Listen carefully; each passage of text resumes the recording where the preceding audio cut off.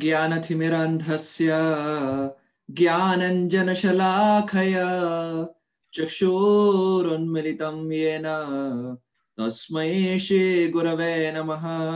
श्रीचैतन्यमनोभीष्टं स्थापितं येन भूतले स्वयं रूपकदा मह्यं ददाति स्वपदान्तिकं।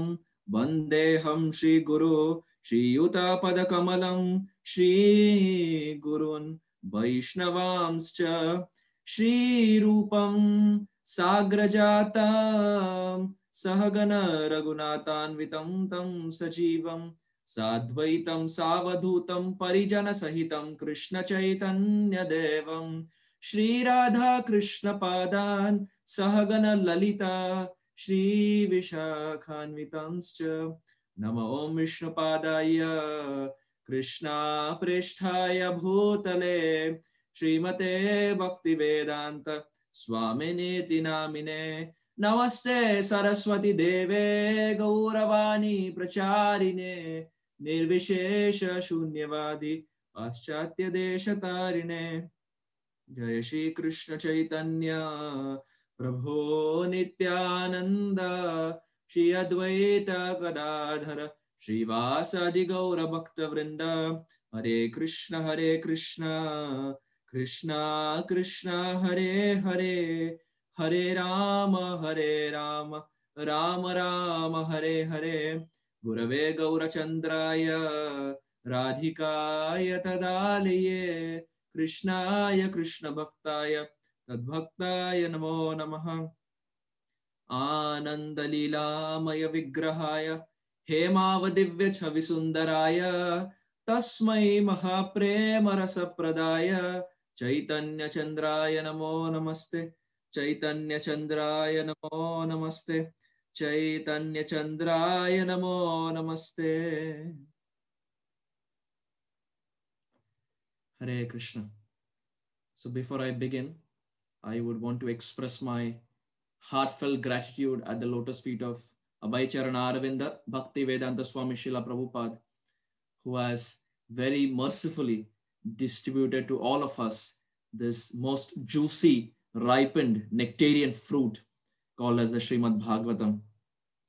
Secondly, I want to express my gratitude to all the organizers of the Bhakti Sangha for very kindly engaging me on this most auspicious day of Narsingha Chaturdashi so that I can speak some favorable words in the glorification of Narsingha Dev.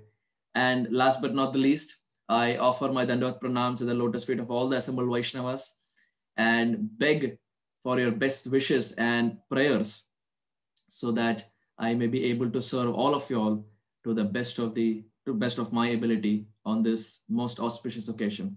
Please accept my very humble obeisances. Vancha kalpatarubhyascha kripa sindhubhya eva cha patitanam pavanebhyo vaishnavebhyo namo namaha. So this morning, we already heard about Sri Narsinghadev from the 7th canto of the Srimad Bhagavatam. His Grace Amarendra Prabhu went verse by verse, which was a very long session, and he described as to how the Supreme Lord was invoked by the power potency of Prahlad Maharaj. So we find that today's day, throughout the day, we have upavas, we fast on this day. So fasting in Sanskrit is called as upavas. Upa in Sanskrit is called as near, and vasa means to reside. So traditionally, upavas is that day when the disciple sits close to the lotus feet of Sri Guru, or he sits close to the lotus feet of Sri Krishna, completely absorbed. And to add to that, today's day we find we not only do upavas, but when we have to break the fast, we break it with Ekadashi. So Dasha means 10, Ekadashi means 11. So it is that day when all the 11 senses, 5 working senses, 5 knowledge acquiring senses, and the mind. So it is that day when all the 11 senses are completely absorbed at the lotus feet of the Supreme Lord. It is that day when the disciple completely absorbs all his senses by sitting close to the lotus feet of Sri Guru, by hearing about the pastimes of the Supreme Lord, that is Sri Krishna, and his Dasha Avatar, his beautiful incarnations. So if not for 24 hours, let us all, at least for the next few minutes or so, let us all try to absorb ourselves on this most auspicious occasion of the appearance day of Nrsingadev. That is the best that we can do from our end as far as the glorification of Nrsingadev is concerned. We see Srila Rupa Goswami in Padyavali. He quotes a very beautiful verse. Srila Rupa Goswami says, so this is like a riddle. We will see the first 3 lines, and the last line kind of sums up the first 3 lines. So Rupa Goswami says, Aho aho bir na kaler vidhuyate.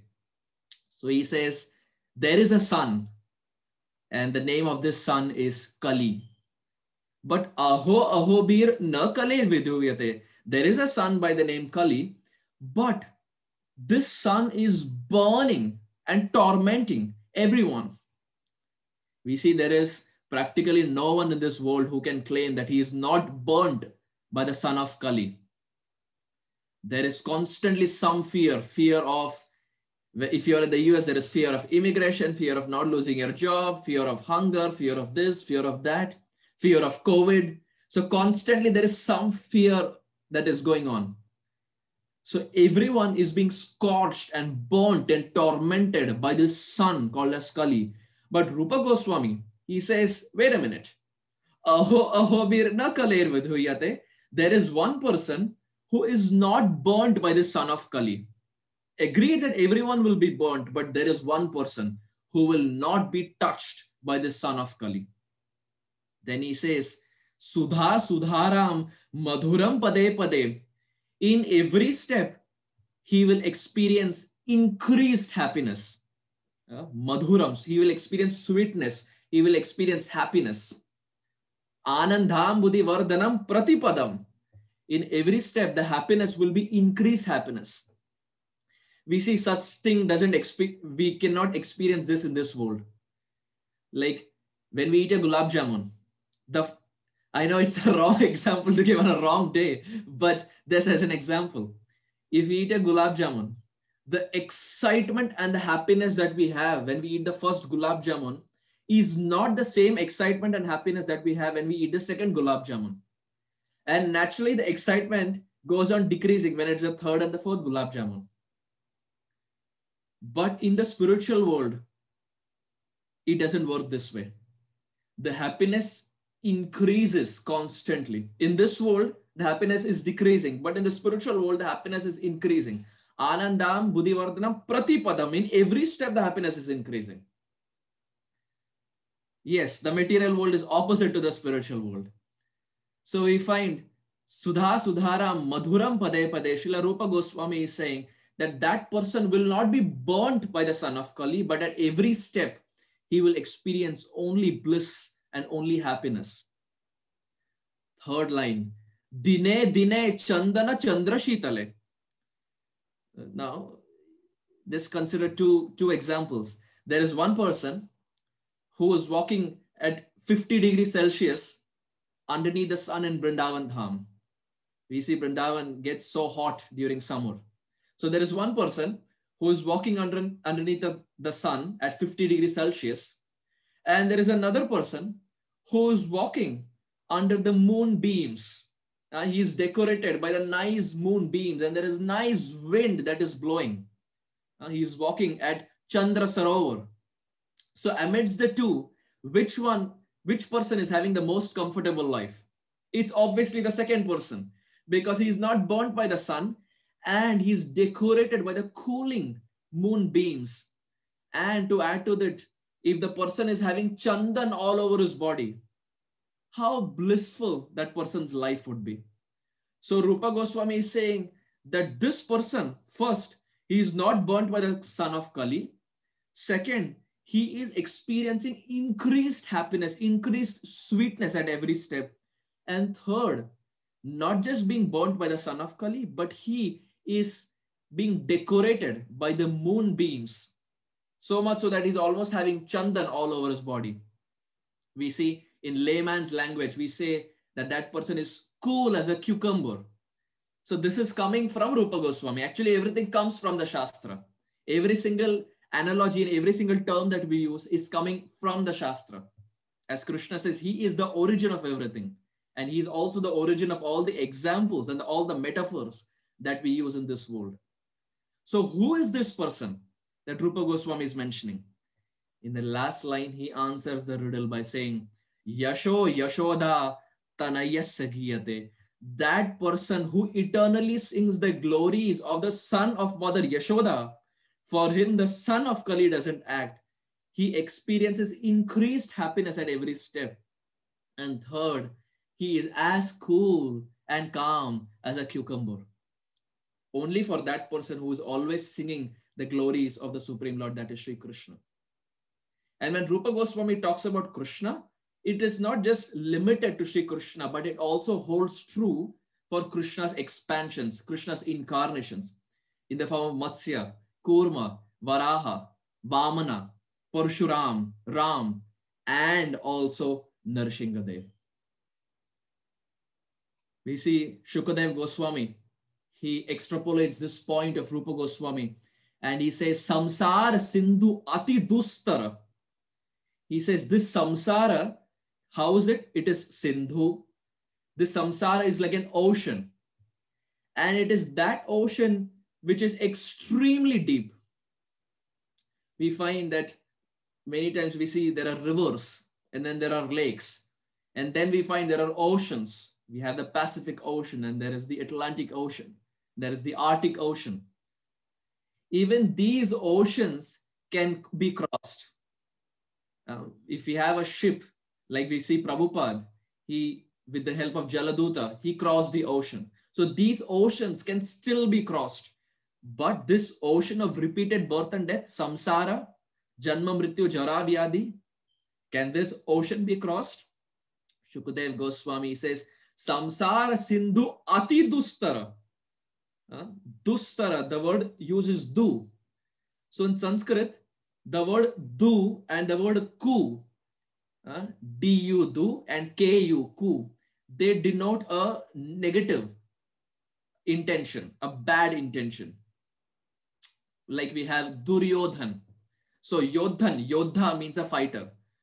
Duryodhan, that fighter who had bad intentions or negative intentions. So du and ku in Sanskrit is always used for to give a negative effect. So Shukadev Goswami is saying samsara sindhu ati dustara. Tara means to cross, to swim. Is it easy to cross? He says, no, no, no. It is dustara. It is extremely difficult to cross. But he doesn't just stop here. He says ati dustara. It is not just difficult, extremely difficult. Ati dustara. It is very difficult to cross over this ocean of repeated birth and death. But Shukadev Goswami doesn't just give the problem. He doesn't just give the problem statement. He also gives the solution for it. He says, what is the solution for it? Understood that it is difficult to cross over this ocean, but what is the solution? And Shukadev Goswami says, Leela Katha Rasani Sevana. The only way we can cross over this ocean is Leela Katha Rasani Sevana. Only by hearing the transcendental pastimes, the attributes of the Supreme Lord. That is the only way that Jiva can cross over this repeated cycle of birth and death, which is like a deep ocean, which is very difficult to cross. There is only one way: constant hearing about the pastimes of the Supreme Lord. And that person, we see in the Srimad Bhagavatam, Shukadev Goswami says, that person who doesn't hear about the Supreme Lord, especially on such auspicious occasions, that person is a butcher because he's killing himself. The ears are meant to hear about the pastimes of the Supreme Lord. The eyes are meant to look at the Supreme Lord. The tongue is meant to chant the names of the Supreme Lord. The head is meant to bow down to the Supreme Lord. The hands are meant to decorate the Supreme Lord. And the feet are meant to walk to the temple and do parikrama. So the whole body is meant for the service of the Supreme Lord. And that person who on such auspicious occasion, like Narsingha Chaturdashi, doesn't use his ears to hear about the Supreme Lord, that person is not different from a butcher, because Atmaha, he's killing himself. We see when Shukadev Goswami was speaking the Bhagavatam, there was no microphone, there was no mic. We see when generally in settings where class, we have pandal programs, or in the temple, when there is a speaker and there are audience, there is always a mic that is presented. When Shukadev Goswami was speaking, there was no mic. So now the question arises, how did all the sages hear? Because the assembly was not just filled with 2 or 3 people, it was filled with thousands and thousands of dignitaries. Narad Muni was there, Vyasadeva was there, Parashara Rishi was there, Suta Goswami was present. So many exalted sages were present. So question arises, if Shukadev Goswami didn't have a mic, how did they hear? The reason they all could hear every single point, every single verse, every single translation, and every single example of Shukadev Goswami is because Bhagavatam is Bhav Katha. Bhagavatam is not limited to a particular language. As Srila Gaur Govinda Maharaj would say, language has no barrier when it comes to Krishna Katha. We may be speaking any language, but if we can resonate to the bhav of the speaker, like the way the sages did, the sages could resonate to the bhav of Shukadev Goswami. And that is the reason, because Bhagavatam is Bhav Katha, even though there was no mic for Shukadev Goswami, all the sages could easily hear about the glories of the Supreme Lord. And we see at the end of day 5, when Parikshit Maharaj is hearing from Shukadev Goswami, at the end of day 5, Shukadev Goswami pauses, he stops, and he tells Parikshit Maharaj, he says, "Oh Parikshit, it's been 5 days, you have not had anything, you have not even drunk a drop of water. You have not had water, you have not eaten anything, you have not even slept. So maybe we can stop Katha for some time and you can go and drink some water." At that time, Parikshit Maharaj, he says, "Guru Maharaj," he says, "Guru Maharaj, you say we have not had water?" He quotes an immortal verse from the 10th canto of the Srimad Bhagavatam. Parikshit Maharaj says, "Vayam dhanyatama loke guropi kshatra bandhava vayam piba muhustvatva punyam krishna kathamritam." He says, "Vayam dhanyatama loke," oh Guru Maharaj, Vayam means all of us. In Sanskrit, when we have to point to ourselves, we say aham. When there are 2 people, we say avam. But when it is plural, more than 2, we say vayam. So the question was asked to Parikshit, but Parikshit Maharaj did not say, "I am fortunate." He says, "Vayam," all of us. Vayam dhanyatama. We have dhanya, dhanyatara, and dhanyatama. Like in English, we have comparative and superlative degrees. Similarly, dhanya means fortunate. Dhanyatara, more fortunate. Dhanyatama, most fortunate. Parikshit Maharaj, he says, "Vayam dhanyatama loke," oh Guru Maharaj, we are the most fortunate. Why are we the most fortunate? Vayam dhanyatama loke guropi kshatra bandhava vayam piba muhustvatva. Guru Maharaj, you are saying we are not drinking, but vayam piba, we are all drinking for the last 5 days. Shukadev Goswami is curious. What are you drinking for the last 5 days? Because last 5 days I'm seeing you're sitting here. Vayam dhanyatama loke guropi kshatra bandhava vayam piba muhustvatva punyam Krishna kathamritam. Guru Maharaj, for the last 5 days, we are drinking the nectar of Krishna Katha. We are drinking the nectar of Krishna and his expansions, the Dasha Avatar that you have been describing. Oh Guru Maharaj, in comparison to that, what is the need to drink a drop of water? what is the need to even eat anything? We see that is the level of absorption of Parikshit Maharaj. We know how difficult it is, especially today being Narsingha Chaturdashi, how difficult it is. We almost wait when it is 6:45, when it is 7 o'clock. We see in our eye maps as to when it is dusk, when it is evening time, when the sun is setting.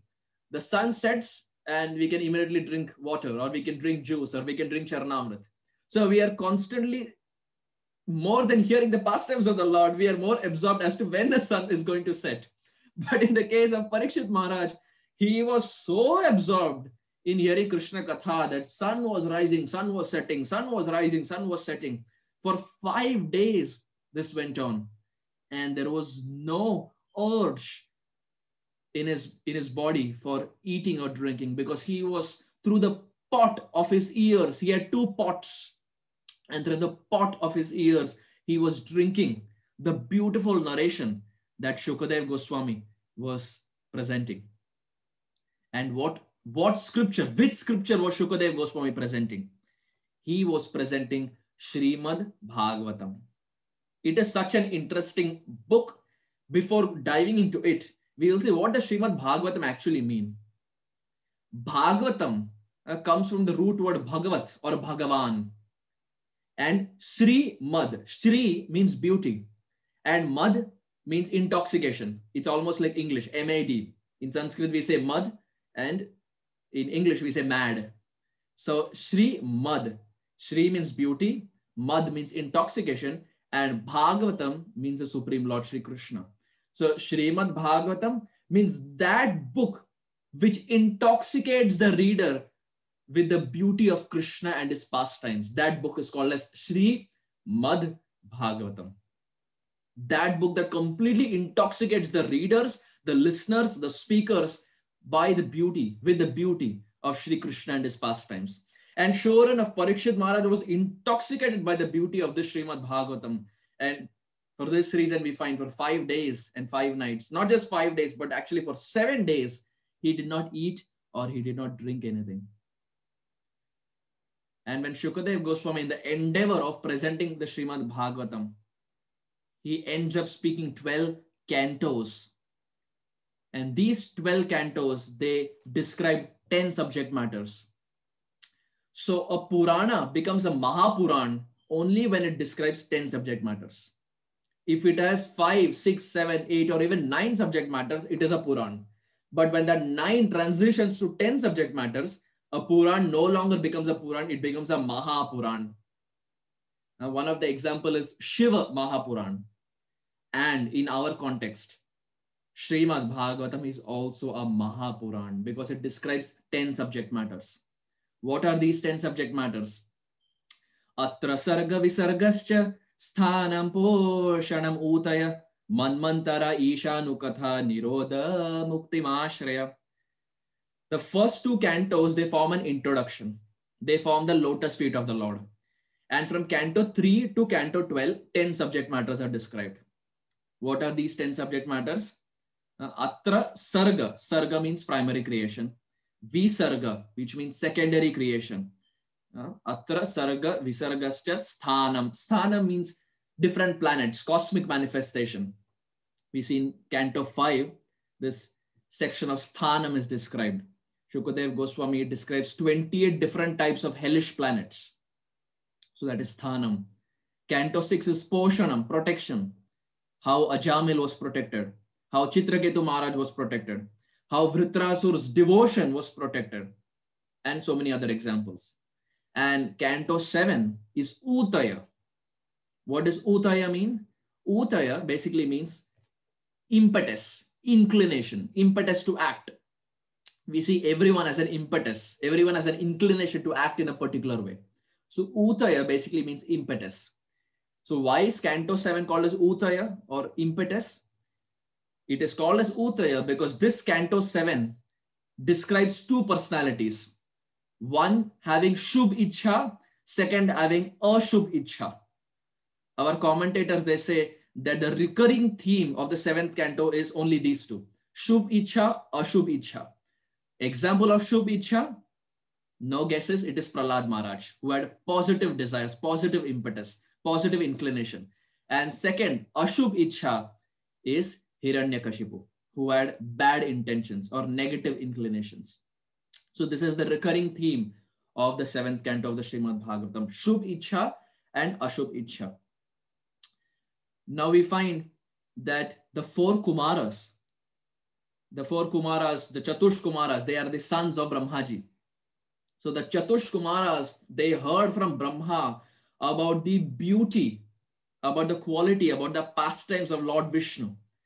And naturally, when they heard from their father Brahma about Lord Vishnu, their heart, it is almost as if their heart was stolen away by the pastimes of Lord Vishnu. So they developed this desire that we also want to go and meet Vishnu.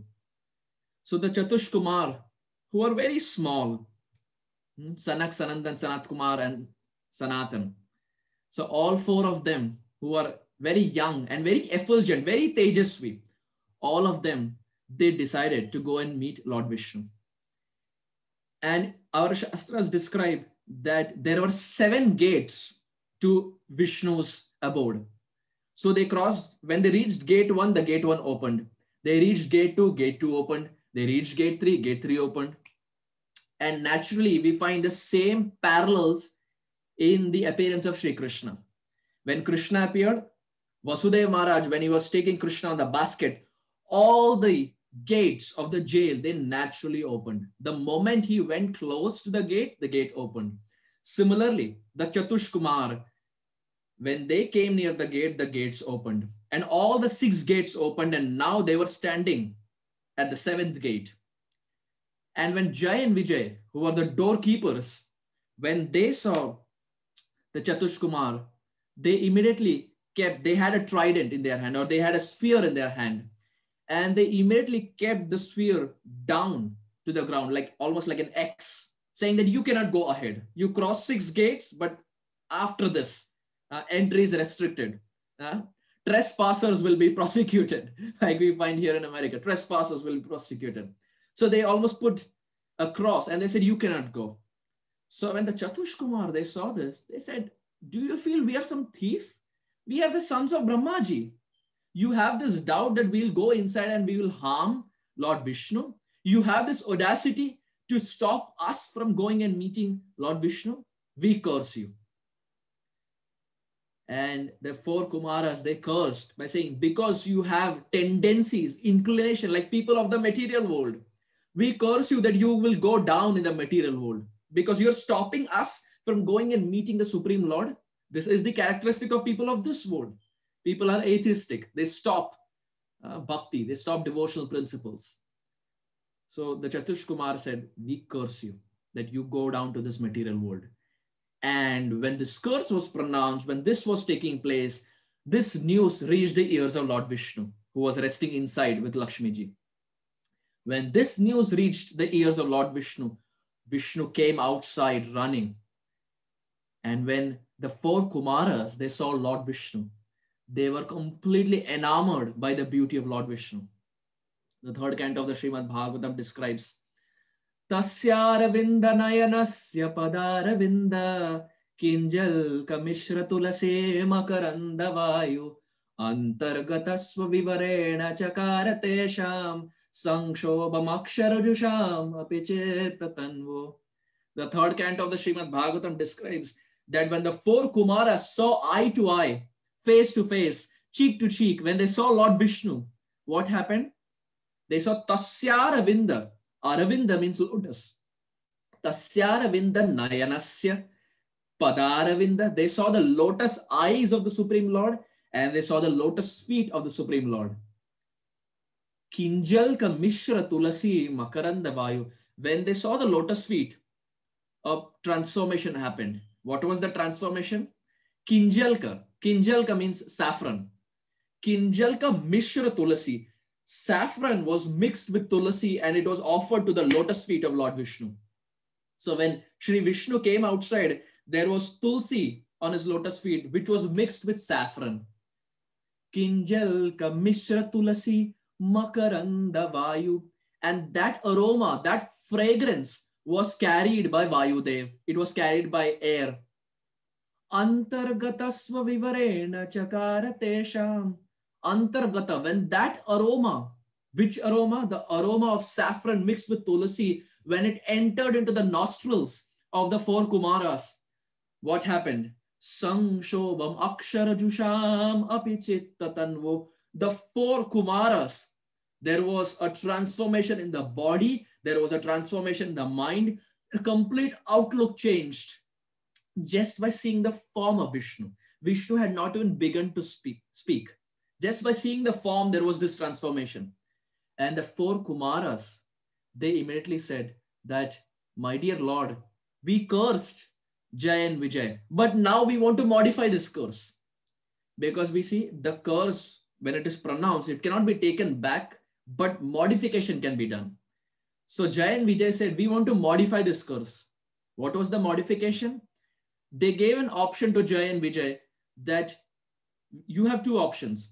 Either you go down to this material world and stay there for 7 lifetimes by performing bhakti as devotees, or second, you become inimical to the Lord, you become envious to the Lord for 3 lifetimes, and after 3 lifetimes, you again come back.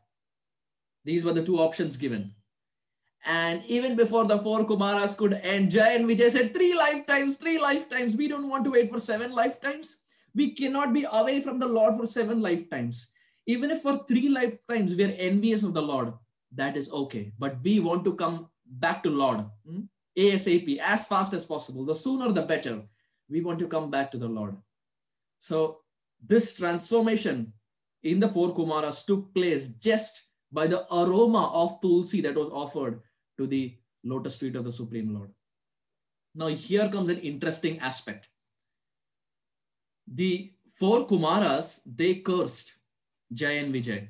And Jay and Vijay came down as Hiranyakashipu, Hiranyaksha, first lifetime. Second lifetime as Ravana Kumbhakarna. And third lifetime they came as Shishupal and Dantavakra. But the question that arises here is, did Jay and Vijay, the doorkeepers, did they do Vaishnava Aparad unto the lotus feet of the four Kumaras? Or did the four Kumaras do Vaishnava Aparad? It's interesting here to note that we always keep using this term Vaishnava Aparad. When it comes to deity or when it comes to Nam, we say Nam Aparad, Vaishnava Aparad, Sri Murti Aparad. What does Aparad basically mean? Radha in Sanskrit means satisfaction, happiness. And Apa means diminishing, reducing, reduction. That activity which brings about a reduction, which diminishes our taste to perform Krishna Bhakti, that activity is called as aparad. Now, whatever activity we do, by that activity, if our taste in Krishna Bhakti is going down, then that is an aparad. So the next time, it's almost like a litmus test. The next time our taste for chanting goes down, our taste for hearing Harikatha goes down, our taste for worshipping Sri Murti goes down, our taste for serving Vaishnavas go down, we should understand that there has to be some aparad. We have definitely done some aparad because of which the taste has gone down. Because otherwise, as far as bhakti is concerned, it is anandam buddhi vardhanam pratipadam. The taste should constantly keep increasing. And here we find, now let us take the example of Jay and Vijay. Jay and Vijay were doorkeepers, but when they came down to this world, what happened? Was there a reduction in taste? Yes, because we see they were envious of the Lord. All 3 lifetimes they were envious, which means they did an aparad. When they were Jay and Vijay, they had taste in bhakti. But when they came down to this world, the taste decreased, which means Jay and Vijay did aparad. Now let us look from the side of the 4 Kumaras. The 4 Kumaras, they cursed Jay and Vijay. But did they lose taste in Krishna Bhakti? No. Which means 4 Kumaras did not get Vaishnava aparad. They did not do any aparad. Let us go 1 canto ago, 1 canto prior, canto 6. In canto 6, we have this example of Chitraketu Maharaj. Chitraketu Maharaj was all set. He was going back home, back to Godhead. When he was going back home, back to Godhead, he made a comment which Mother Parvati did not like. actually he was not criticizing Lord Vishnu, he was glorifying Lord Vishnu. But Mother Parvati, she misunderstood and she ended up cursing Chitraketu Maharaj. So now the question arises, did Chitraketu Maharaj do a Vaishnava aparad?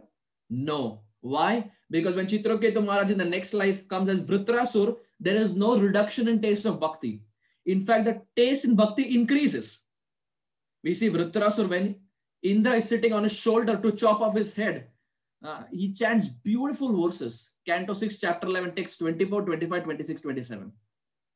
These are verses that should be by heart, should be there on the tip of our tongue. These are verse memorizations. We can chant them every day to our beloved deities. So we see Vritrasur, he chants beautiful prayers. Aham hare tava padaika moolam dasanu daso bhavitasmi bhuya manasmare tasu pater gunamste grani tava va karma karotu kayah. He chants so many beautiful prayers. So the point here I'm trying to reiterate is Chitraketu Maharaj made some comments, but in the next lifetime, there was no reduction in taste in bhakti, which means Chitraketu Maharaj did not do Vaishnava aparad. So this is how it's like a litmus test. We understand the next time our taste in bhakti goes down, we have to understand that there has been some Vaishnava aparad. So what is the solution for this? Many times we may do Vaishnava aparad. Sometimes it is intentional and sometimes it is through some misunderstanding. What is the solution for this?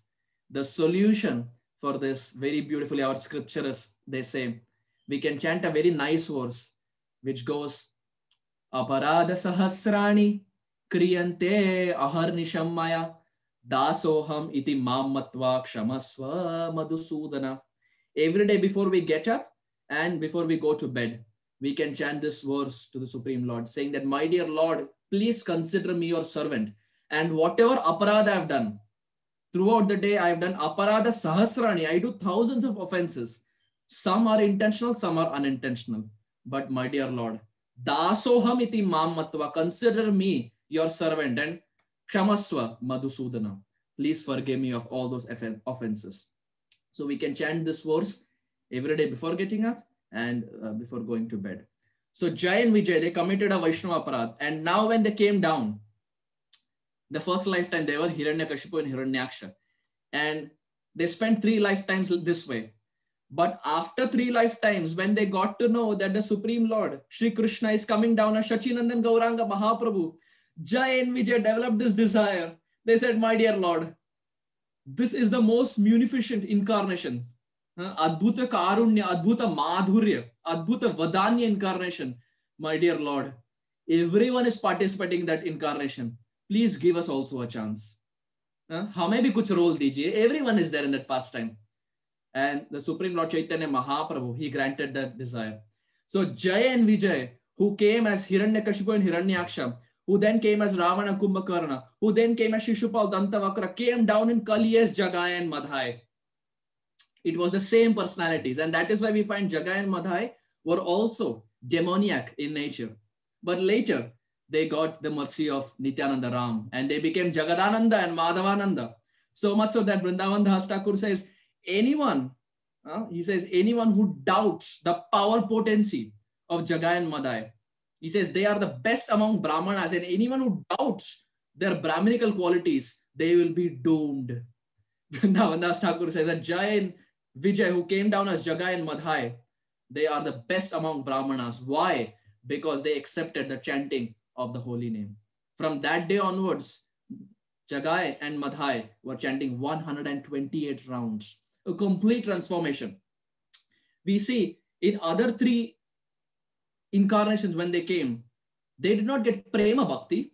They were liberated by the Lord. They did not get Prema Bhakti. But Chaitanya Mahaprabhu, he killed the demoniac tendencies in the heart and awarded them Prema Bhakti, which no incarnation ever awarded. So we find the pastimes of Chaitanya Mahaprabhu have some connection with the pastimes of Nrsimhadev. In the Nrsimha Puran, it is very beautifully described. Satye daitya kuladi nash samaye sim urdhva martya kriti tretayam dashakandaram paribhavam rameti nama kriti gopalam paripalayam brajapure bharam haram dvapare Gauranga Priya Kirtane Kaliyuge Chaitanya Nama Prabhu. Narsingha Puran says, Satye Daitya Kuladi Nash Samaye Sim Urdva Martya Kriti. It's almost like a transcendental rap. We see in Shastra, there is everything. There is no need to resort to the material inclinations of this world. So Satya, in the age of Satya Yuga, what happened? Satya Daitya Kular Adi Nasha.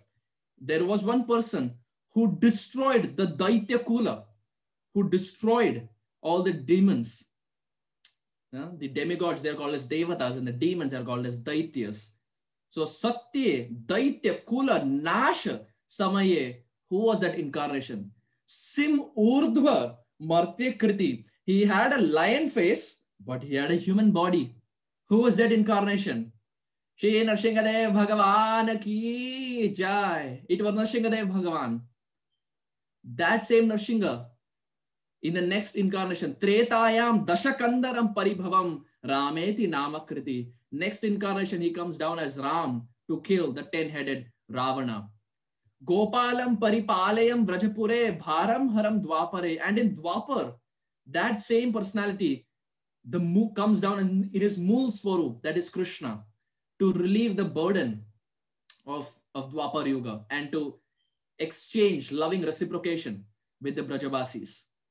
But that same Narsingha who came in Satya Yuga comes down in Kali.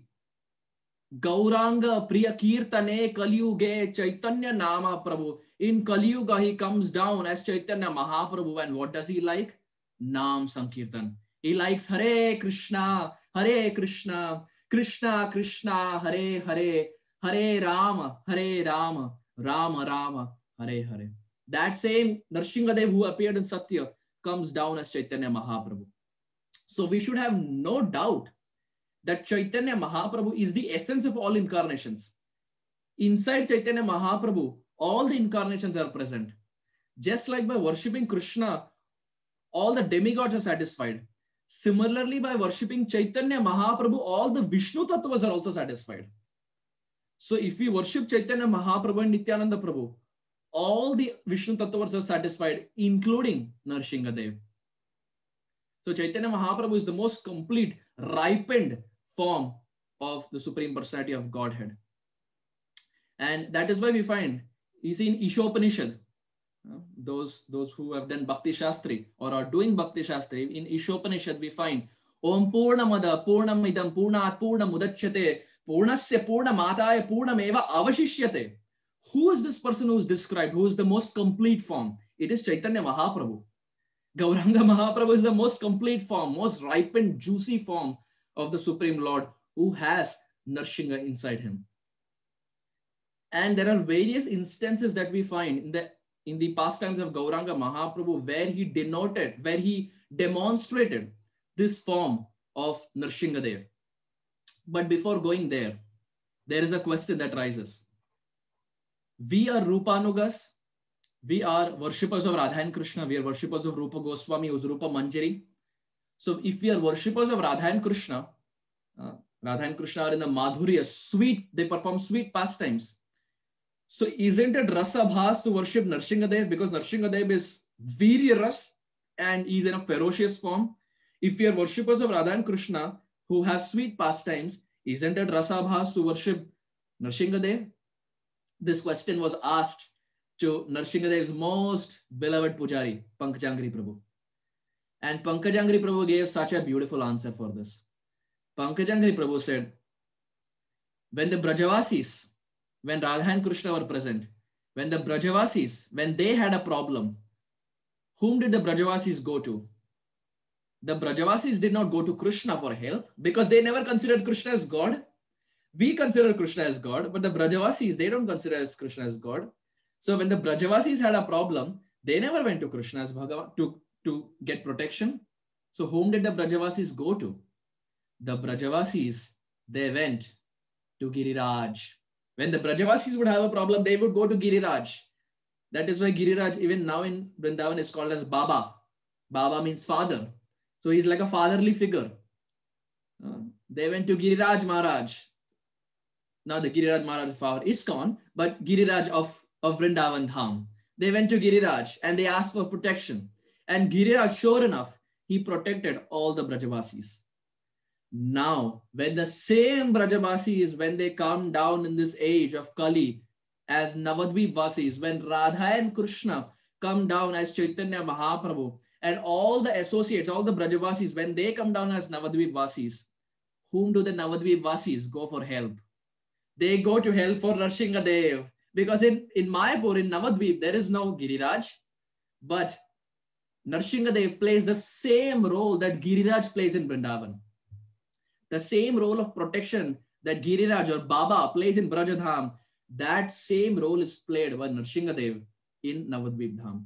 So Pankajangiri Prabhu very nicely reconciled by saying it is not Rasabhas, but it is very much in line of our Gaudiya tradition to worship Narsinghadev.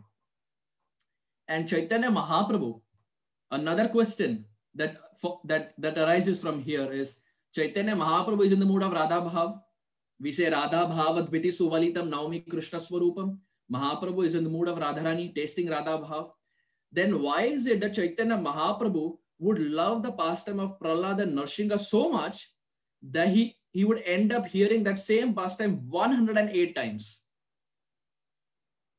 Now, sometimes we hear the pastime of Prahlad and Narsingha. And if we again hear, we say, हाँ, वो पता है, Prahlad, Narsingha, we know that story. Prahlad points to that pillar, Hiranyakashipu smashes that pillar. From that pillar, the Supreme Lord comes out, he rips apart Hiranyakashipu and Prahlad offers prayers. We know that. But Chaitanya Mahaprabhu, who's not different from Narsinghadev, who himself performed that pastime, is hearing that pastime 108 times. So there is no scope for any of us to say that pata hai, we know that pastime. If the Lord himself is hearing it 108 times, that means that every narration, there is something new that we can assimilate. There is something new that will rise. Now the question that arises is, why is Chaitanya Mahaprabhu hearing it 108 times? This question was asked to my most worshipable spiritual master, Srila Radha Govinda Maharaj. And Srila Guru Maharaj gave such a beautiful answer for this. Srila Guru Maharaj said that if suppose there is a mother and the mother has 4 children and there is one mango that is present, will the mother eat the mango? To all the mothers who are present here, if there are 4 children and you are present, will the mother eat that mango? No. She will first give it to her first son. The first son will eat that mango and the first son will give it back to the mother. Now will the mother eat? No. The mother will give it to the second son. The second son eats the mango. The second son gives it back to the mother. Now will the mother eat? No. She will give it to the third son. And then likewise, she will give it to the fourth son. And then when the mango again comes back to the mother, now the mother will eat the mango because now it has been tasted by first, second, third, and the fourth son. Srila Guru Maharaj continued by saying that the instructions of Prahlad Maharaj is the only section in the whole of Srimad Bhagavatam which is spoken by 4 personalities. First, Canto 7, Chapter 6, Prahlad Maharaj speaks to his friends. So the instructions of Prahlad is spoken by Prahlad to his friends. That is first. Second, the same instructions are spoken by Narad Muni to Yudhishthir Maharaj at the Rajasuya Yagya. So second. Third, the same instructions are spoken by Shukadev Goswami to Parikshit Maharaj. And fourth, the same instructions are spoken by Suta Goswami to Shaunakadi Rishi and Naimisharanya. So Guru Maharaj continued by saying, Chaitanya Mahaprabhu is like that mother. Those instructions are like mango. They're sweet as the mango. And these 4 personalities, that is Prahlad, Narad Muni, Shukadev Goswami, and Suta Goswami, they are like the 4 sons of the mother like Chaitanya Mahaprabhu. So the instructions, which is already sweet like mango, when it is tasted by the 4 sons in the form of Prahlad, Narad Muni, Shukadev Goswami, and Suta Goswami, and then when it again comes back to Chaitanya Mahaprabhu is able to taste more sweetness than ever before. Why? Because the remnants of all our 4 sons are present in that mango. So it is for this reason Chaitanya Mahaprabhu ended up hearing the same pastime 108 times because he would derive newer and newer realizations from this beautiful pastime. So we find that Chaitanya Mahaprabhu, at various instances, he demonstrated this mood of Nrsingadev. And we will discuss 5 instances where Chaitanya Mahaprabhu was in the mood of Nrsingadev. First, 5 instances or 5 connections to the pastimes of Nrsinga. The first, Advaita Acharya, when he decided to call the Supreme Personality of Godhead down because nothing was being followed properly. The scriptures were all being manipulated and no one was understanding the real essence of the scripture. At that time, Advaita Acharya, he was worshipping Shaligram and he was beseeching the Lord that, my dear Lord, please come down. And how was he worshipping the Lord? Tulsi dalamatrena jalasya chulukenava vikriditam swa atmanam bhaktebhyo bhaktavatsalaha. Advaita Acharya was worshipping the Shaligram with Ganga water and Tulsi leaves. Why? Because he was telling the Lord that, my dear Lord, you have given a guarantee. I have not said it. You have given a guarantee that anyone who worships you with Ganga water and Tulsi leaves, you sell themselves to them. My dear Lord, I am worshipping you with Ganga water and Tulsi leaves. Why don't you come down? I am begging you. This Advaita is begging you to come down with Ganga water and Tulsi leaves. Now the question, which was the Shaligram that Advaita Acharya was worshipping? That Shaligram which Advaita Acharya was worshipping was none other than a Nrsinga Shaligram. It was the Nrsinga Shaligram that invoked Chaitanya Mahaprabhu down to this world. So we find even before Chaitanya Mahaprabhu's appearance, he has a strong connection with Nrsingadev. This is the first. Second, our Srivas Thakur. Srivas Thakur, we see that in his angans, Srivas Angan, in his angan means a courtyard. In his courtyard, there would be all night kirtan. Mahaprabhu and Mahaprabhu's close associates, they would do all night kirtan in Srivas Angan. And this happened after Chaitanya Mahaprabhu came back from Gaya. After Mahaprabhu came back from Gaya, Mahaprabhu had a complete transformation. He was no longer that Nimai Pandit who would argue with the local Brahmanas and would trouble Kolavecha Sridhar. There was a complete transformation in the heart of Chaitanya Mahaprabhu. So after coming from Gaya was the time when the famous Srivas Angan Kirtans took place. Now, the Muslims anyway had a problem because all night they would be singing. Now the Hindus also had a problem. Why? Because they would say that this is a time of Chaturmas. And Chaturmas means the Supreme Lord Vishnu is speaking. He's sleeping. So naturally, when we are sleeping, if someone makes noise, we get disturbed. So the so-called Hindus, their idea, their understanding was just like we get disturbed when we are sleeping. Similarly, Vishnu is also sleeping. So if you chant so loud, Vishnu will get up. And if he gets up, he will curse. So Srivas, because of you, we will get cursed by Lord Vishnu. So this is some weird philosophy that the so-called Hindus had. Actually, the Supreme Lord, whether it is Chaturmas or whether it is nighttime, the Lord is always eager for hearing the chant of his devotees. Yatra gayanti madbhakta tatra tishtami Narada. In the 9th canto, he says, wherever my devotees are chanting, I am present there. So there is no question of the Lord waking up. But the so-called Hindus, this was their notion. And they were telling this to Srivas. But nonetheless, the kirtans were still going on. So now the Muslims and the Hindus, they came together and they thought something has to be done. This is too much. The water is going above our head. It has reached the boiling point.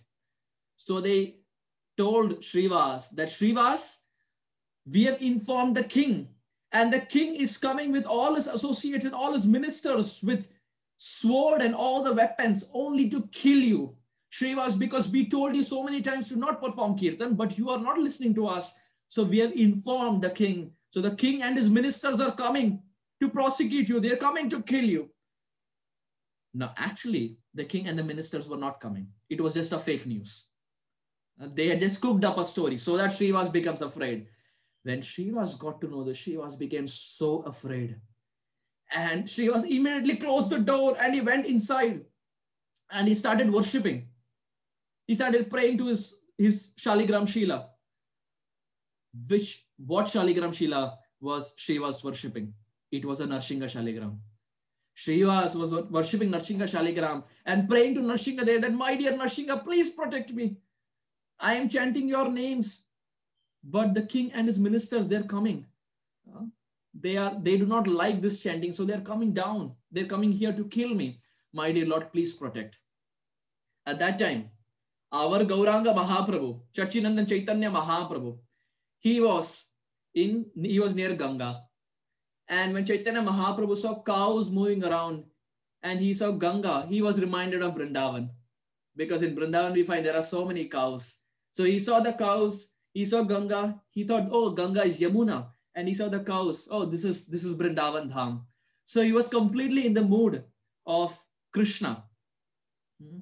Kaha mora prananath murali vadan, kaha jao, kaha pau Brajendra Nandan. Chaitanya Mahaprabhu, in the mood of Sri Krishna, was remembering Vrindavan Dham. But the Supreme Lord is also Paramatma. He understood that Srivas is calling. So Chaitanya Mahaprabhu ran faster than thunderbolt. He ran to the house of Srivas and started knocking the door of Srivas. Srivas, open the door. Srivas, open the door. And now when Srivas from inside he heard, Srivas thought that the king's men have come. The ministers have come to kill him. So Srivas became more angry.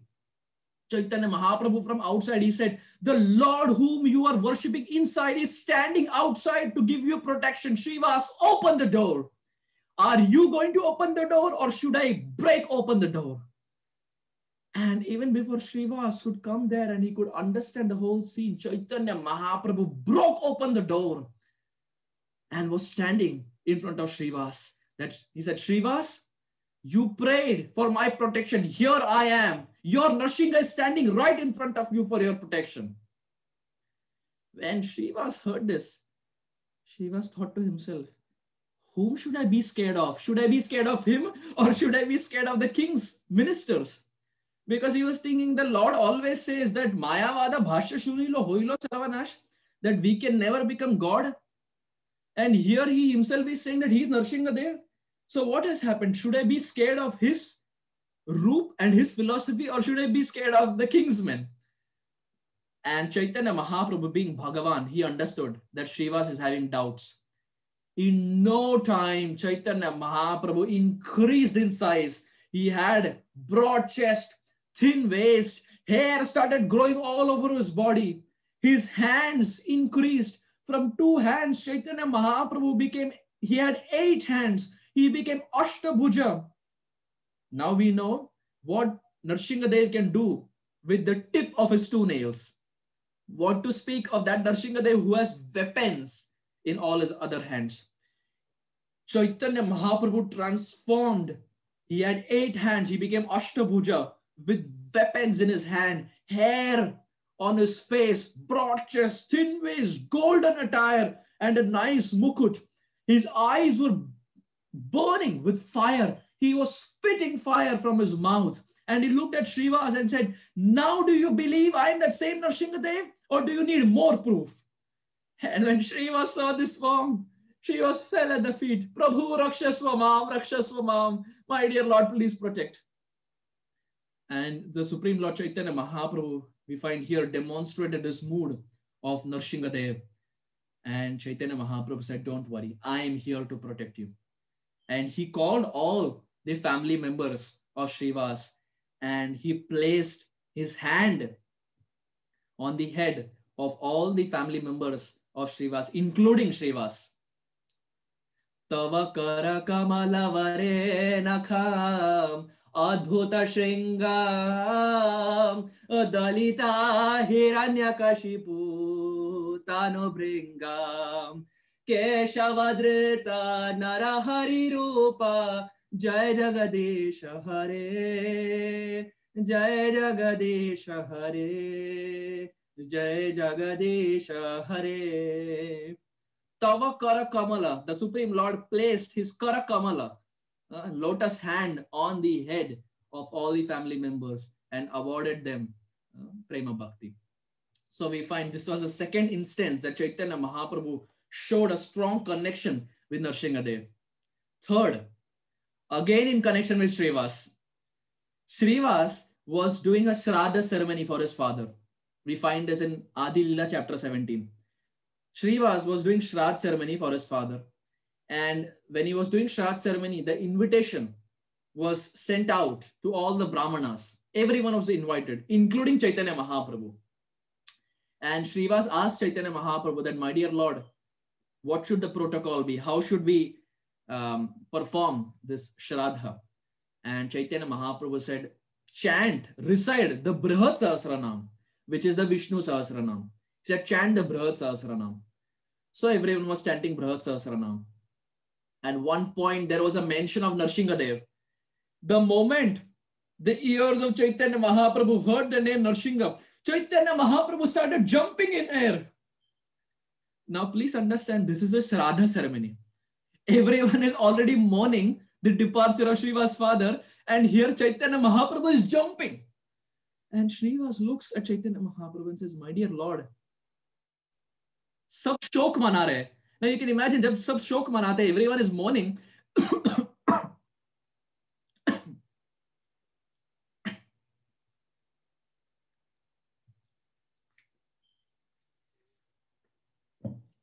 Here is Chaitanya Mahaprabhu who is jumping. So Srivas said, my dear Lord, please. But Chaitanya Mahaprabhu was so much in the mood of Nrsingadev that he was running in the streets of Navadvip. He was constantly running in the streets of Navadvip, so much so that Chaitanya Mahaprabhu's size became as gigantic as that of Nrsingadev. And previously, he showed 8-handed form. Now Chaitanya Mahaprabhu, he showed 16-handed form. He became Shodasha Bahu Nrsinga. 16-handed form of Nrsingadev. We can imagine how ferocious that form would be. And with weapons. And he was running in the streets of Nadia, running in the streets of Navadvip. So people, when they saw this form of Nrsingadev, they immediately ran inside their homes. And they were praying that, my dear Lord, please protect. We don't know from where this lion has entered Nadia. Please protect us from this lion. So they were praying to Chaitanya Mahaprabhu for protection from Chaitanya Mahaprabhu. And Chaitanya Mahaprabhu, in the mood of Nrsinga, 16-handed, was running. Now, if this was all, Chaitanya Mahaprabhu also invoked Ananta Shesh. Ananta Shesh was behind Chaitanya Mahaprabhu, who was in the mood of Nrsingadev. And along with Ananta, Nrsinga was traveling around every street of Nadia and roaring. Just like the way he roared when he saw Hiranyakashipu. He was roaring. And to everyone's surprise, Chaitanya Mahaprabhu performed this pastime for 1.5 hours. For 1.5 hours, a lion was just running around the streets of Nadia. Finally, he came back to Srivas and he said, please forgive me. Srivas said, my dear Lord, what is this? I was celebrating the Shraddha ceremony. You take on the form of Nrsingadev and you're running constantly. Na Shraddha hua, na Brahmana yahan hai. Everyone left. My dear Lord, what is this? Chaitanya Mahaprabhu said, what will I do? You chanted the name of Nrsingadev. So I just became ecstatic and I remembered Nrsingadev. So that is the third instance we find Chaitanya Mahaprabhu. He demonstrated the mood of Nrsinga during Shraddha ceremony. Fourth, the famous pastime of Chand Kazi. We are all aware, very much aware of this pastime of Chand Kazi as to how Chand Kazi tried to stop the Sankirtan movement, the Nam Sankirtan movement of Gauranga Mahaprabhu, and as to how the Supreme Lord, as Nrsingadev, he came in the dream of Chand Kazi. And Nrsingadev was sitting on the chest of Chand Kazi and trying to rip apart his chest, just like the way he ripped apart Hiranyakashipu. He was trying to rip apart Chandkazi. Where is that heart? Where is that heart that is so inimical to Gauranga Mahaprabhu, that is stopping the Nam Sankirtan movement? And the morning, when Chandkazi got up, there were scratch marks all over his body. And dear devotees, this is not just 500 years back. Even till this date, there is a devotee here in North America by the name Bhavasiddhi Prabhu. And Narsinghadev appeared in his dream, and he, even till this date, has scratch marks on his body. Not because he was inimical to the Lord, but because the Lord showered his mercy, and because the Lord is a lion, even when the Lord showers his mercy, there are sometimes scratch marks. So the Lord gives darshan even till this date to devotees who are qualified. So Jananivas Prabhu, in his offering, he says that Bhavasiddhi Prabhu still has those marks on his body. So Chandkazi, he had scratch marks. And the next morning when Chaitanya Mahaprabhu came, he fell at the feet of Gauranga Mahaprabhu. And he said, my dear Lord, please forgive me. So Chaitanya Mahaprabhu understood that Narsinghadev has given some Mahaprasad to him in the form of scratch marks. He said, my dear Lord, please forgive me. I will never stop the Sankirtan movement. What to speak of me? Even my future generations will not stop your Sankirtan movement. Please continue your Nam Sankirtan. And Chaitanya Mahaprabhu embraced him. And Mahaprabhu said, Chandkazi, can I tell you something? And Chandkazi said, yes, my dear Lord. Chaitanya Mahaprabhu said, when in my previous incarnation, when I came as Krishna, you, O Chandkazi, you came as Kamsa Maharaj. You were my mama in my previous incarnation. And in this incarnation, when I'm coming down as Gauranga Mahaprabhu, you're coming down as Chandkazi. So Chaitanya Mahaprabhu, he embraced Chandkazi. And even till this date, for those devotees who have been to the Samadhi of Chandkazi, they will find two trees. One tree of Chaitanya Mahaprabhu, one tree denoting Chaitanya Mahaprabhu, and one tree denoting Chandkazi. And both the trees are locked, intertwined, which shows the pastime of Chaitanya Mahaprabhu embracing Chandkazi. It's there till date. So if you have not been to that place, let this katha, let this narration act as an inspiration for all of us to go to that place and see the trees intertwined, interlocked with each other. So that was the fourth instance when Chaitanya Mahaprabhu demonstrated the mood of Narsinghadev. Fifth, Advaita Acharya.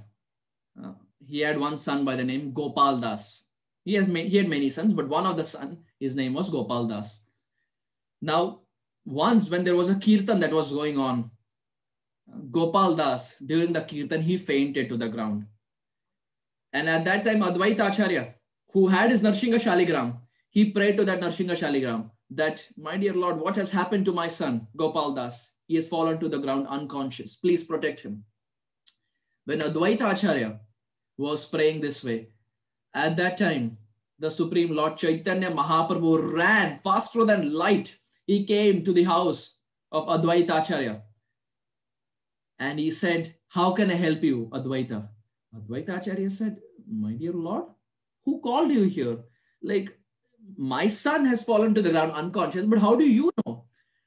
And Advaita Acharya, when he asked this question, Chaitanya Mahaprabhu says, Advaita, you call me and then you say, how do I know? You know I am not different from Narsinghadev. You call me, you pray to Narsingha Shila, and now when I'm coming, you're asking me, how did I get to know? So Advaita Acharya understood. And Chaitanya Mahaprabhu comes and he revives Gopal Das. So in this way, we find Chaitanya Mahaprabhu has a strong connection with Narsinghadev. First, we saw in the form of Advaita Acharya worshipping his Narsingha Shaligram, because of which Chaitanya Mahaprabhu came down. Second, Srivas worshipping his Narsingha Shaligram, and Chaitanya Mahaprabhu coming to protect him from the king and the ministers. Third, Srivas Shraddha ceremony was going on. Chaitanya Mahaprabhu took the form of Narsingha. Fourth, the pastime of Chandkazi. And fifth, the pastime of Gopal Das, the son of Advaita Acharya. So in this way, we find that Chaitanya Mahaprabhu, in many instances, he would take on the form of Narsinghadev, and he had a strong connection with Narsinghadev and Prahlad Maharaj. Why? Because there are so many things that we can learn from the life of Prahlad Maharaj. Even though Prahlad is just 5, there are so many strong aspects of devotional principles that we can learn from his life.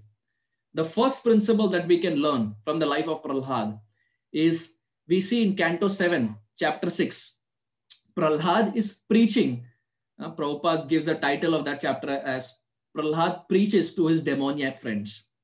So Prahlad preached to all his demoniac friends, so much so that Prahlad's preaching ability was so strong and so powerful that he was able to later convince all of his friends to take up this path of Krishna Bhakti.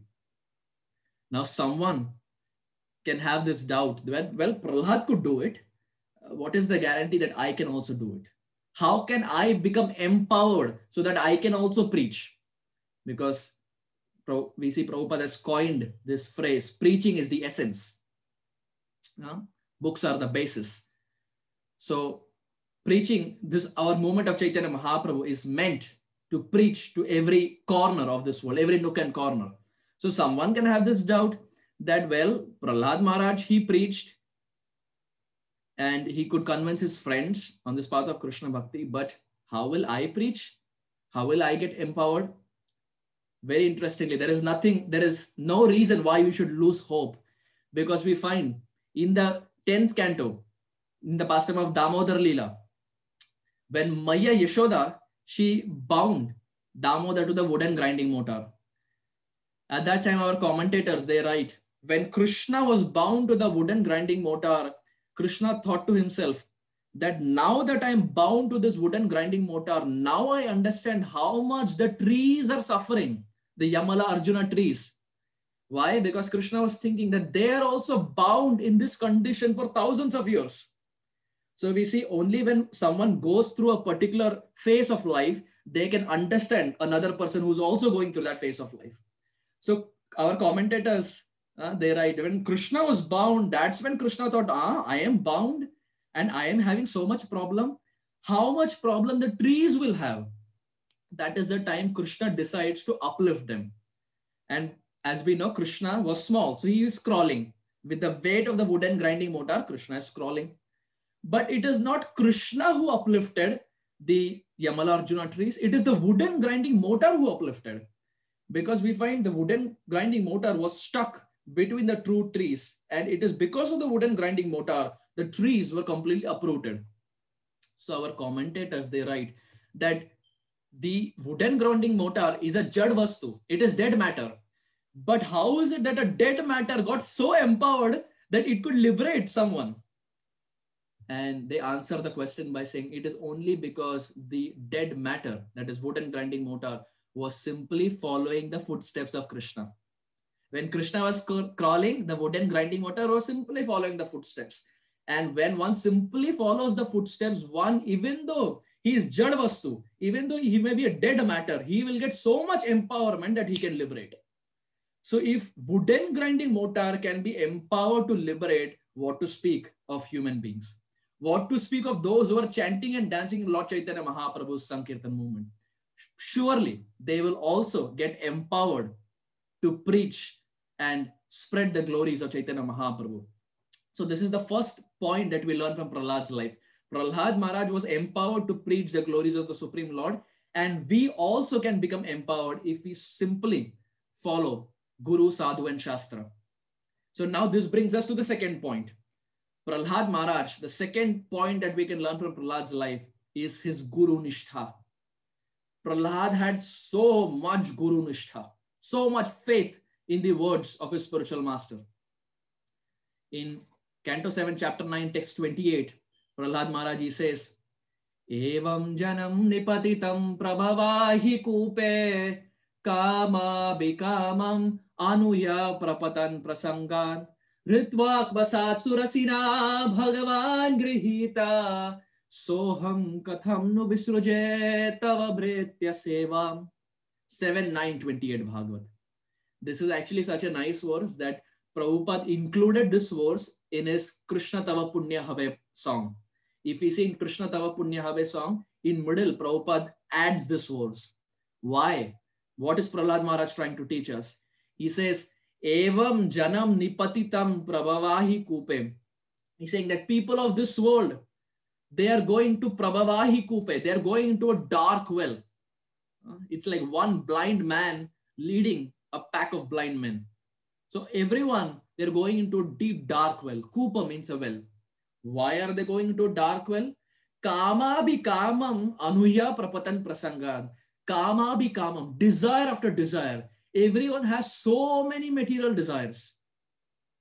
Sripada Indra Prabhu, in one of his offerings to Prabhupada, he says that Krishna is so merciful that however subtle the desire is, however small the desire is, Krishna is so kind that he will give us another form only to satisfy that desire of ours, material desire. So Prahlad Maharaj is saying, Kama bhi kamam anuya prapatan prasangan. People have so many material desires that these material desires are dragging and pulling them to the Andhakupa, to the dark well of material existence. And Prahlad Maharaj says, Ritvak masat surasina bhagavan grihita. But at that time, a sura walked in my life. Bhagavan, Krishna sent a sura in my life. So sura means godly, and asura means someone who's ungodly. So Ritvak masat surasina bhagavan grihita. At that time, a sura walked in my life. Who is that sura? Narad Muni. He says, Narad Muni walked in my life. Soham katham nu visuruje tava bhritya sevam. How can I give up the service of Narad Muni, who came into my life and pulled up his sleeves and picked me up from the gutter of material existence, and who has given me Krishna Bhakti? How can I ever leave the service of my Guru Maharaj? So just as a side point, this is also nice verse that we can chant for our spiritual master, that our spiritual master has opened our eyes and has pulled us up from the material existence of this world. How can we ever give up the service of the lotus feet of our Sri Guru? So Prahlad Maharaj, he says that my spiritual master is so exalted that he uplifted me from this material existence. And time and again, we actually find this. Narad Muni, in whosoever life Narad Muni walks in, Narad Muni benefits them. Narad Muni walks in the life of Dhruva Maharaj, Dhruva gets benefited. Narad Muni walks in the life of Mrigari, Mrigari gets benefited. Narad Muni walks in the life of Valmiki, Valmiki gets benefited. Narad Muni walks in the life of Manigreva Nalakuvera, Manigreva Nalakuvera get benefited. Narad Muni walks in the life of Vyasadev, Vyasadev gets the impetus to write Srimad Bhagavatam. And here Narad Muni is walking in the life of Prahlad Maharaj, and Prahlad Maharaj is getting benefited. So the point that we learn is anyone who comes in contact with a sadhu guru, a pure Vaishnava, in due course, it is guaranteed 100% they will get benefited. There is no history when someone has come in contact with an exalted Vaishnava and he has never got benefited. For every individual, it may take time, but for sure, we have all entered the school of being benefited from our spiritual masters. So we find that our Prahlad Maharaj has so much Guru Nishtha that he never doubted the words of Narad Muni, even though he was there in the womb. Srila Prabhupada was once at a particular place. He was doing a Pandal program. And this was in India. And he was doing a Pandal program. And there was a mic. And to the mic, there was a recorder that was attached. And when Prabhupada was speaking, the recorder was kind of falling. It was loose. It was tied with a rubber band, but the recorder was kind of loose. So it was falling. So when Prabhupada saw this, Prabhupada stopped. And he looked at his disciple and said, please fix it. Please bring a rubber band and tie it properly. Prabhupada was so intelligent that he made sure that everything that he speaks should be recorded, because he knew that people in the next generation of ISKCON would need this heavily, the lectures and the instructions of Srila Prabhupada. So whatever Prabhupada spoke, Prabhupada made sure that it is always recorded. So now when the recorder was a little loose, Prabhupada stopped. He stopped speaking the Pandal program and looked to his disciple and said, please fix it with the rubber band. So the disciple, he said that, Prabhupada, there is no rubber band, because we can imagine it's a Pandal program. He said, Prabhupada, there is no rubber band. How do I fix it? And we will be shocked to know what Prabhupada said. Prabhupada said, remove your Brahmin thread and tie it. Now you can imagine the Brahmin thread is the it is what denotes, it is the ornament of a Brahmana. And we would have probably never heard removing a Brahman thread to tie for a recorder. Prabhupada said, remove that Brahman thread and tie it.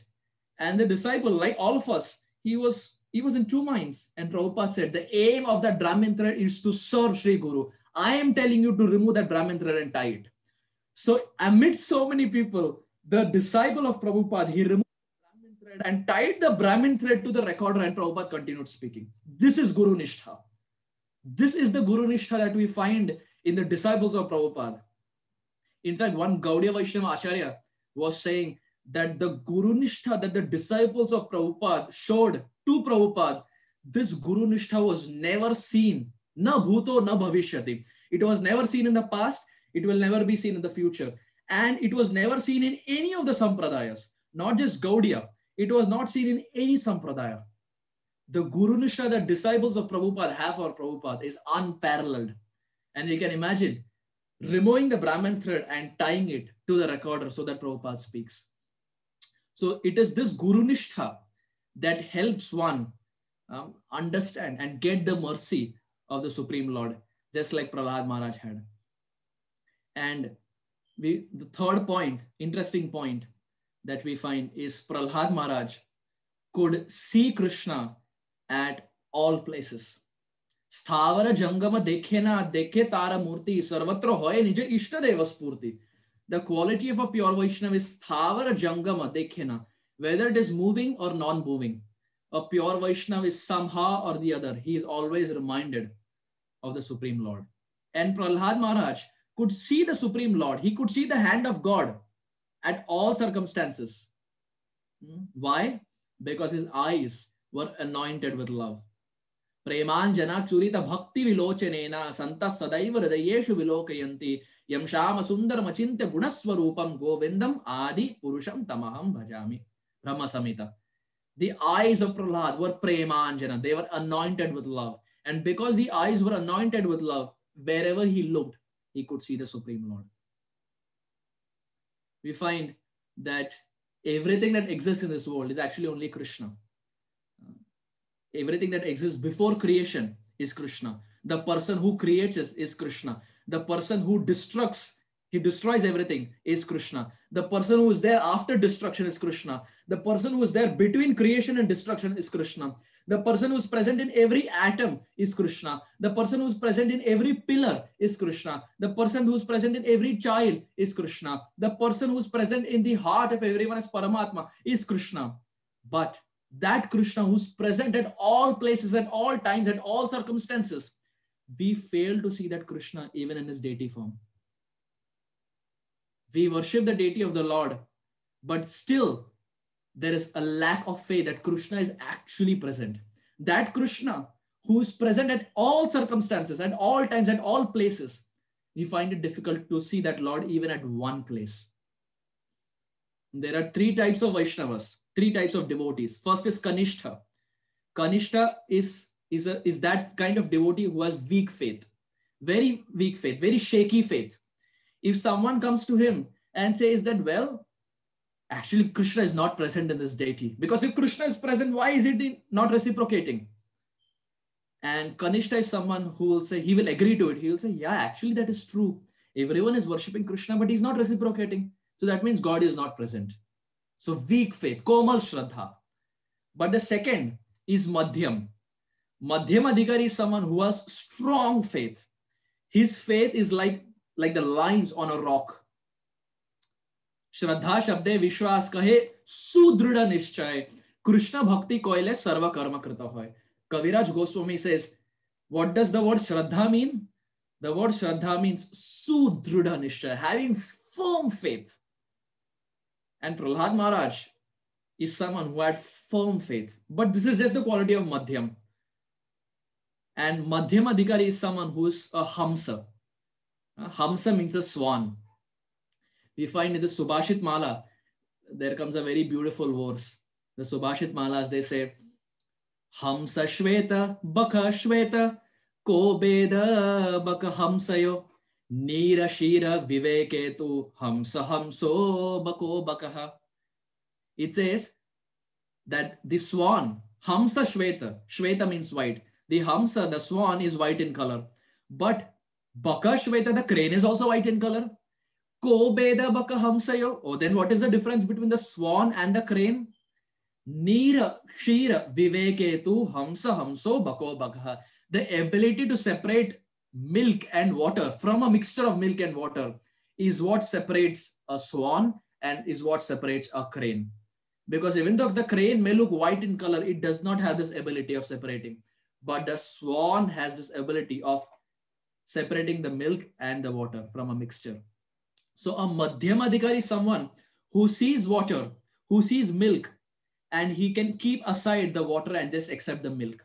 The water here denotes the material attachments, material inclinations, and what milk represents the spiritual path, the spiritual bhakti attributes.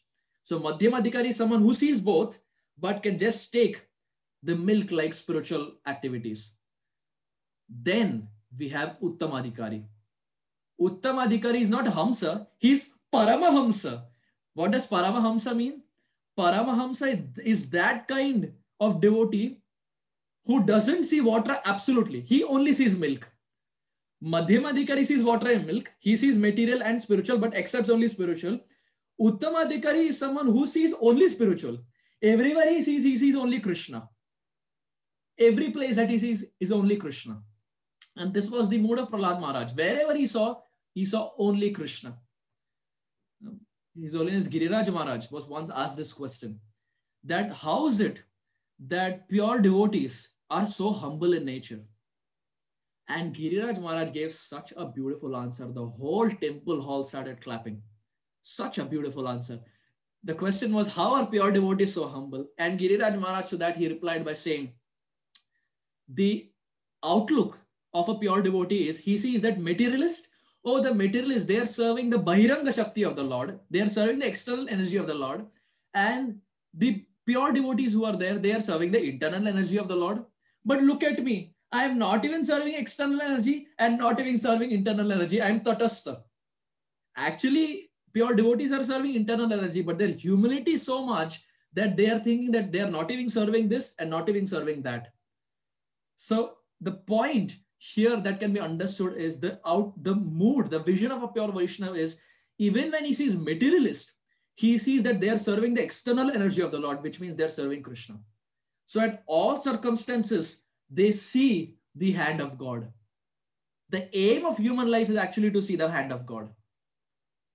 Srila Radhanath Swami Maharaj was once in ISKCON Chowpatty, and Maharaj was scheduled for an evening class. So Maharaj came and he took darshan. And when he came and sat on the Vyasasana, he saw that practically the whole temple hall was empty. So Maharaj called his brahmachari disciple and said, what happened? Why is everyone empty? Why hasn't anyone come? So the disciple said, Maharaj, today is Cricket World Cup. This was 2011. Maharaj, this is Cricket World Cup and today is semi-final. India is playing Pakistan. So Maharaj, everyone is sitting at home. They're watching India and Pakistan. It's a Cricket World Cup semi-final. And they're all sitting at home. They're cheering Sachin, Sachin, Sachin. And Maharaj heard. And Maharaj gave such a mind-boggling reply. Maharaj said, let they be chanting Sachin, Sachin, Sachin. But I, for the rest of eternity, will be chanting Sachin, Nandan, Sachin, Nandan, Sachin, Nandan. So Maharaj was so eloquent that even when he was told Sachin, he could remember Sachin Nandan. This is the mood of a pure Vaishnava. Even when they see things of this world, they can remember the Supreme Lord. This is pure Vaishnava. This is Uttamadhikari. High class, the top class Vaishnava. And this was the quality of Prahlad Maharaj. When Prahlad Maharaj was asked by his demoniac father that whether the Lord is present in the pillar, without hesitation, Prahlad Maharaj said, of course, my dear father, the Lord is present in this pillar. He's present everywhere. What to just speak of this pillar? So he could see the Lord. He could see the hand of Lord in all circumstances. We see that when Prahlad Maharaj was put in the pit of snakes and nothing happened to Prahlad Maharaj. So when Prahlad Maharaj came out Hiranyakashipu was confused. He looked at Prahlad and said, how is it that when I put you in the pit of poisonous snakes, you are unharmed? You're completely coming out all right, perfect. How is it that the snakes didn't harm you? At that time, Prahlad Maharaj says, my dear father, my dear so-called father. He says, these snakes, oh, my father, he sleeps on these snakes. These snakes, this snake bed is where my father sleeps. That is Vishnu. So my father sleeps on this snake bed. How can the snake bed affect me as I'm his child? He could see the hand of Lord even those snakes. He said, this is Ananta. This is Ananta Shesh. When they don't affect my father, it is Supreme Lord Vishnu. How will they affect me? My dear father, your plan failed. The next time when he was put in fire, again Prahlad, he came out perfectly fine.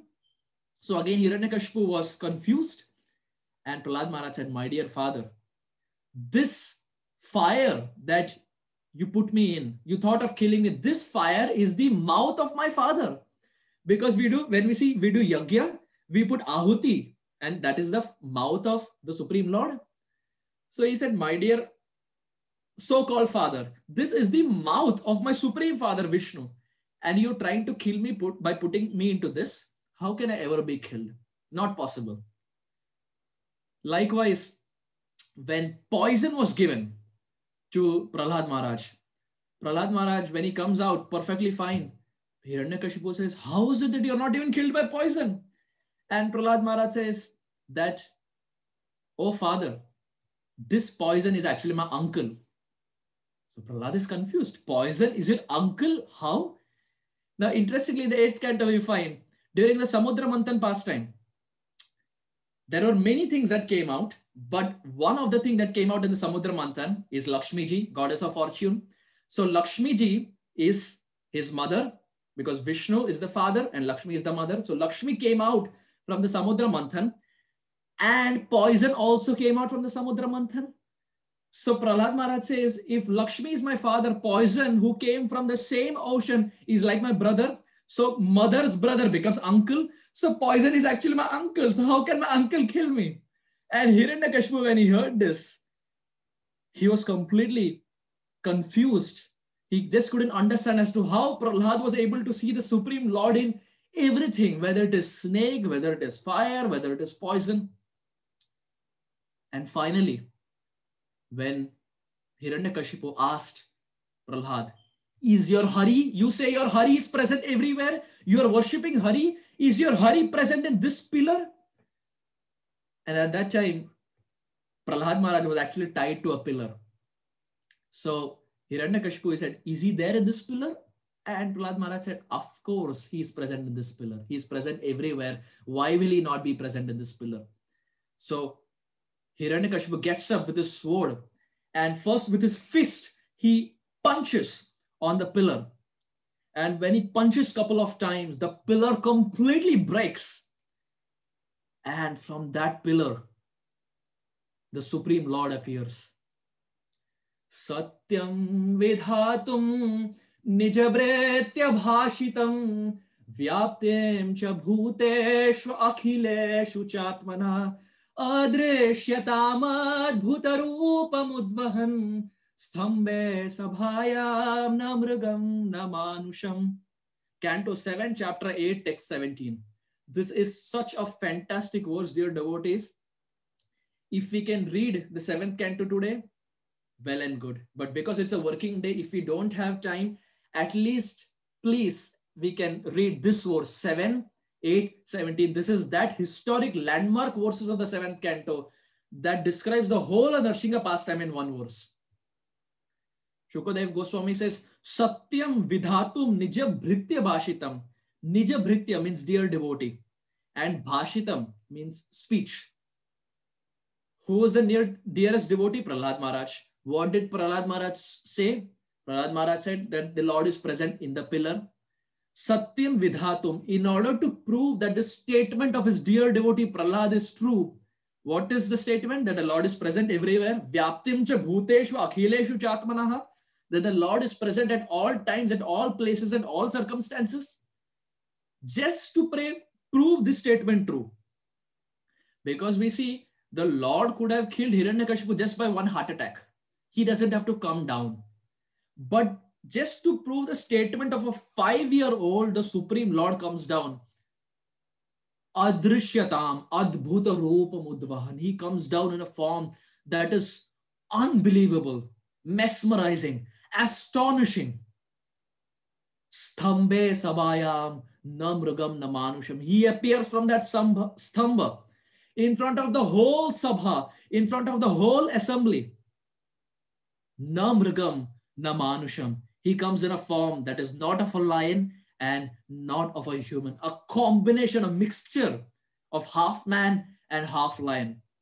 Narsinghadev is so much eager to reciprocate to the love of his devotee Prahlad Maharaj that Narsinghadev, even for one instance, he doesn't think, how am I looking? Will people laugh at me? Will people mock me? Will I become the object of criticism? Will they laugh?